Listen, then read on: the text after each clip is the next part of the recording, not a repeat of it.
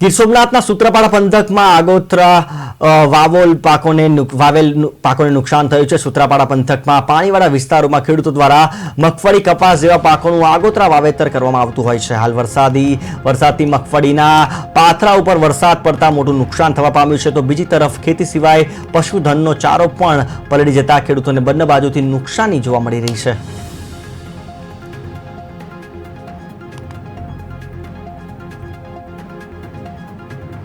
અમારા 20% પાક ઉપડી ગયો, આગોતરું વાવેતર કરેલ છે તે ને વરસાદની આગાહી તો હતી પણ ન ઉપાડીએ તો એ પાક જમીનમાં રહે એમ હતો, એને કારણે ઉપાડી અને આ પાક ને સારો ને બધી નિષ્ફળ ગયો એમ ટૂંકમાં। હવે આ અમે આગોતરા વાવેતર કર્યું હતું, થોડુંક પાણી હતું હવે એ જમીનમાં બગડી એમ હતી, તો હવે અમે કાઢી માંડવી તો એમાં પાછો માથે વરસાદ થઈ ગયો, હવે એમાં સારો દાણો બધી બગડી ગયો।